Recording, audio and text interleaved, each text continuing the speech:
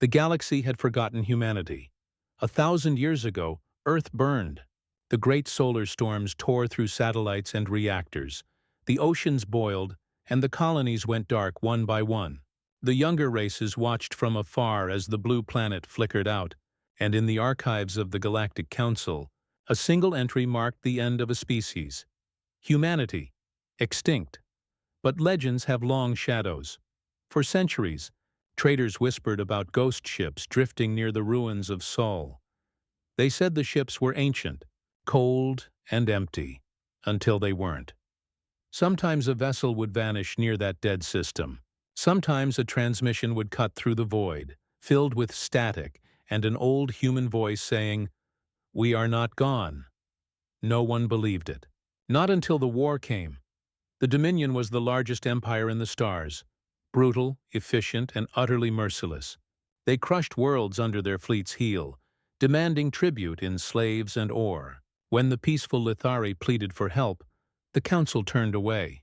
None dared defy the Dominion, none except ghosts. It began on the edge of Lithari space, a Dominion dreadnought, burning, torn open from the inside. No escape pods, no survivors. The black box recorded a single image.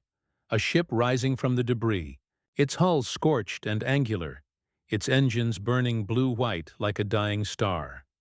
On its side, written in an extinct language, were the words, UNS Vengeance. The galaxy laughed at first. A myth, they said, a hoax. But then more Dominion warships vanished. Supply routes collapsed. Convoys found their escorts gutted and drifting in silence. Every wreck showed the same marks, projectile wounds. Kinetic damage, primitive but devastating. No plasma scorch, no antimatter breach. The Council grew afraid. The Dominion grew furious. And then one night, across every galactic channel, a signal came through. Grainy, distorted, human. This is Admiral Elias Rourke, Terran Defense Fleet. We warned you once. You watched our world burn. You left us for dead. But we crawled out of the ashes and we learned. The voice paused, heavy with fury and grief. Now the fire's ours. That night, 1,000 forgotten stars lit up again. The Dominion's fleets met the Terrans at Drivus Reach, expecting an easy slaughter.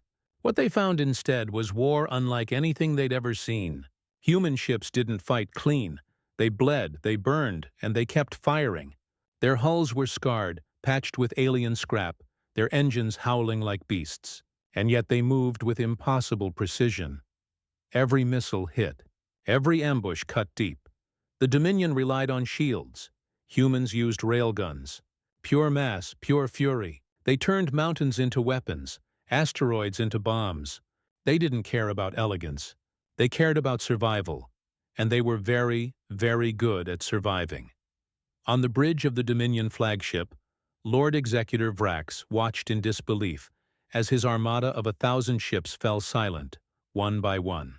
The human fleet numbered barely 100, but they fought like gods of war. When he demanded to know how such primitives had returned, the humans answered in the simplest way possible. They broadcast the surface of Earth. The planet was no longer blue. Its skies were cracked with red storms, its continents scorched and metallic. Gigantic towers rose from the oceans, glowing with reactor light. Earth had remade itself, not a world of life, but a fortress forged in pain. Humanity hadn't died. They had adapted. For centuries they had lived beneath the ash, in bunkers and metal caverns. They had eaten the last soil, drunk the last clean water, and then built new hearts for their dying planet. Machines grew crops. Cities were carved into stone. Generations trained not to live, but to return. Every child of the ashes was taught one truth.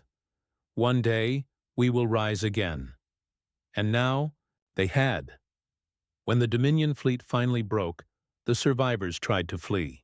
The Terrans didn't pursue. Instead, they opened a channel to the galaxy, their message clear and merciless. You let tyranny reign while our bones turn to dust. No more. The age of empires is over. The age of humanity has begun again. World by world, the oppressed rose up, emboldened by the ghosts from Sol.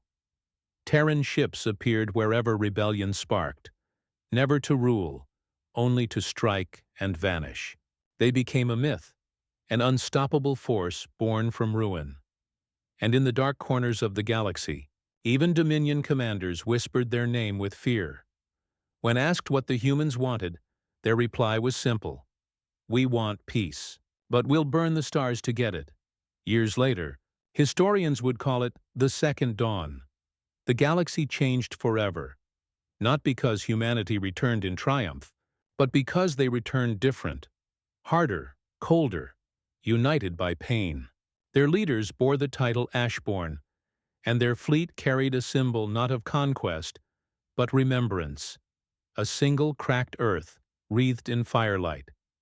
The Dominion fell.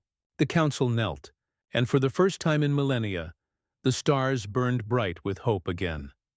Because from the ashes of their world, humanity had forged something immortal.